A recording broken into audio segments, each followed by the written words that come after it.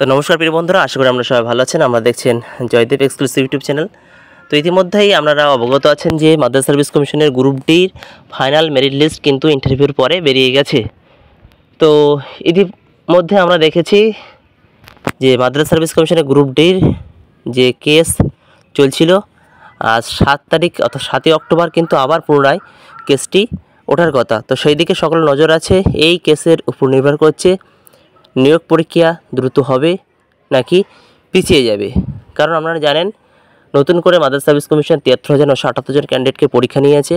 তো এই ক্যান্ডিডেটদের নতুন করে পরীক্ষা নেওয়ার জন্য 24,577 জনের যে লিস্ট ছিল, তো সেই সমস্ত ক্যান্ডিডেটদের মধ্যে কয়েকজন কিন্তু কেস করেছিল। তো ইতিমধ্যে আমরা দুটো ডেট আমরা দেখলাম। তো আজ 7ই অক্টোবর, আজকে কিন্তু একটা হিয়ারিং হওয়ার কথা রয়েছে।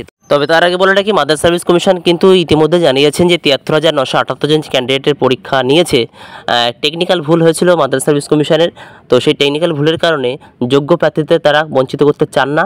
সুতরাং এই 73,978 জন ক্যান্ডিডেট কিন্তু যোগ্য, ঠিক আছে, অর্থাৎ তারা প্রিলি পাস করেছিলেন। তো তাদেরকে আবার নতুন করে কিন্তু এই মেইন পরীক্ষা দেওয়ার সুযোগ করে দিয়েছেন। তো এই হচ্ছে বিষয়, তারা এই বক্তব্য উপস্থাপন করেছেন। সেই কেসের দিকে, কেসের হিয়ারিংয়ের দিকে আমাদের নজর থাকবে এবং কী আপডেট উঠে আসছে আপনাদের সামনে শেয়ার করা হবে। তো আজকে দেখে নেব। দেখুন, 14 বছরের মাদ্রাসা গ্রুপ ডি নিয়োগ ফেসবুকে অভিনন্দনে ভাসছেন পিবি সেলিম। তো পিবি সেলিমকে আমরা জানেন, আমাদের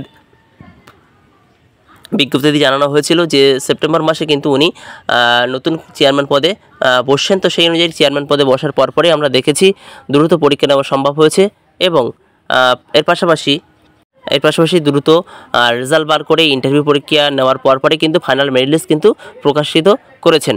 তো অবশ্যই তেনার কৃতজ্ঞতা দেওয়া উচিত সকলকে, কারণ এত বছর ধরে কিন্তু মাদ্রাসার গ্রুপ ডির যে নিয়োগ পরীক্ষা সেটা আটকে ছিল। তিনি নতুন চেয়ারম্যান পদে আসার পরে সব সমস্যার সমাধান হয়েছেন। তো ফেসবুকে কী বলছেন আমরা একটু দেখে নেব। দেখুন, সংখ্যালঘু বিষয়ক মাদ্রাসা শিক্ষা বিভাগের সেক্রেটারি ও মাদ্রাসা সার্ভিস কমিশনের চেয়ারম্যান হিসেবে দায়িত্ব নেওয়ার 10 দিনের মধ্যে পরীক্ষা অনুষ্ঠিত ও 1 মাসের মধ্যে নিয়োগ পরীক্ষা সম্পূর্ণ করে ফেসবুকে শুভেচ্ছা ভাষণ ডক্টর পিবি সালিম। তো মাদ্রাসা কমিশনের গ্রুপ ডি নিয়োগের পরীক্ষা অনুষ্ঠিত হওয়ার পর গত শুক্রবারই চূড়ান্ত তালিকা প্রকাশিত হয়েছে। চাকরি পেতে এবার মাদ্রাসাগুলিকে যোগদান করবেন। আর এই ব্যবস্থার জন্য পিবি সালিমকে ফেসবুকে অনেকে ধন্যবাদ জানাচ্ছেন। ইচ্ছে থাকলে যে সফলতা কাজ করা যায় সেটা তুলে ধরেছেন অনেকেই। গ্রুপ ডি নিয়োগ পরীক্ষা প্রায় 14 বছর ধরে আটকে ছিল। হাইকোর্ট এবং পরে সুপ্রিম কোর্টের নির্দেশে পরীক্ষা অনুষ্ঠিত হয়। সব মিলে 3 থেকে 4 সপ্তাহের মধ্যে চূড়ান্ত নিয়োগ পরীক্ষা শেষ হয়। আর তাতেই খুশি রাজ্যের আম আদমি মানুষ। ডক্টর পিবি সালিম একজন সিনিয়র আইএস অত্যন্ত দক্ষ অফিসার। নদিয়া জেলাশাসক থাকাকালীন কেন্দ্রীয় সরকারের গ্রামোন্নয়ন দক্ষ আইএস অফিসার হিসেবে পুরস্কৃত করে। রাজ্য সরকারের বিভিন্ন দপ্তরের আধিকারিক থাকাকালীন বিভিন্ন সময় পুরস্কৃত হয়েছেন তিনি। এই আইএস মাদ্রাসা সার্ভিস কমিশনের গ্রুপ ডি নিয়োগ পরীক্ষা দীর্ঘদিন ধরে বন্ধ ছিল। 2010 সালে প্রথম বিজ্ঞাপন প্রকাশিত হয়, তখনই এই পরীক্ষা শুরু হয়। দীর্ঘ 14 বছর এই নিয়োগ পরীক্ষায় কোনো সুরাও হয়নি। মাদ্রাসা সার্ভিস কমিশনের চেয়ারম্যান পদে পিবি সালিম দায়িত্ব নেওয়ার পর হাইকোর্টের নির্দেশ শুরু হয় নিয়োগ পরীক্ষা। আর তাতেই সফল পিবি সালিম। ফেসবুকে মুখলেশ্বর রহমান নামে এক ব্যক্তি তার ওয়ালে লিখেন, 14 বছর অপেক্ষা, মাত্র 10 দিনের সমাধান। পুজোর আগে হাসি ফুটবে অনেকের মুখে। আজ শনিবার ফল প্রকাশ পেয়েছে। অভিনন্দন সবাইকে। কৃতিত্ব দাবি রাখেন পিবি সালিম। যোগ্য লোক যোগ্য জায়গায় থাকলে সমাধান সম্ভব সব কিছুই। আশা হলো দেখছি, আশা করব SLST 7-এর ফল প্রকাশ। অর্থাৎ আমরা জানেন শিক্ষক নিয়োগ যে হয়েছিল পরীক্ষা, তো সেই পরীক্ষার রেজাল্ট কিন্তু এখনও টোটালি বার করেনি।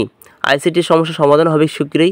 ইসরাউল হক নামে এক শিক্ষক তার ওয়ালে লেখেন, সবার আগে স্মরণ করি যারা দীর্ঘ সংগ্রাম করেছে হাইকোর্ট ও সুপ্রিম কোর্ট রাজপথে, ভারতীয় বিচার ব্যবস্থা, আইনজীবী ও আধিকারিক সকল ইতিবাচক মানুষজনকে। প্রথমে রাজ্য মাদ্রাসা তথা মাননীয় মুখ্যমন্ত্রীকে গ্রুপ ডি রেজাল্ট প্রকাশের জন্য বেঙ্গল মাদ্রাসা এডুকেশন ফোরামের পক্ষ থেকে অসংখ্য ধন্যবাদ জ্ঞাপন করছি।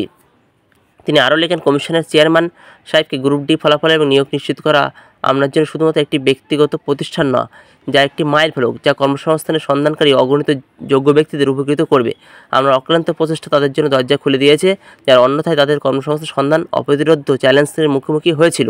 দীর্ঘ 14 বছর আইনি লড়াই, হাইকোর্টে সুপ্রিম কোর্টের সংগ্রামের মধ্যেও আপনি বিভাগে আসার মাত্র 10 দিনের মধ্যে এই দীর্ঘস্থায়ী সমস্যা সমাধানে আপনার দ্রুত পদক্ষেপ, আপনার ব্যতিক্রমী নেতৃত্ব, সমস্যা সমাধানে দক্ষতা প্রদর্শন করা। অর্থাৎ এই ধরনের বিভিন্ন বক্তব্য বা শুভেচ্ছা বার্তা ওনার জন্য বলা হয়েছে। অর্থাৎ তিনি সত্যিই মাত্র 10 দিনের মধ্যে এসেই কিন্তু পুরো নিয়োগ পরীক্ষাটা কমপ্লিট করে ফেলেছেন। তো এই হচ্ছে বিষয়। উনি অবশ্যই সম্মান পাওয়ার যোগ্য ব্যক্তি। অনেক প্রার্থী যারা এত বছর ধরে বেকার ছিলেন তারা নিশ্চয়ই নতুন একটা চাকরি পাওয়ার পর নিজেদের জীবন জীবিকার দিশারি পেলেন। সকলকে অভিনন্দন। এবার আমরা দেখব নিশ্চয়ই ইন্টারভিউ পরে ফাইনাল রেজাল্ট বেরিয়ে গেছে, কোর্টের রায়ও আশা করব যারা চাকরি পেয়েছেন তাদের দেখেই থাকবে। সুতরাং আপনাদের অসংখ্য অসংখ্য ধন্যবাদ সকলকে।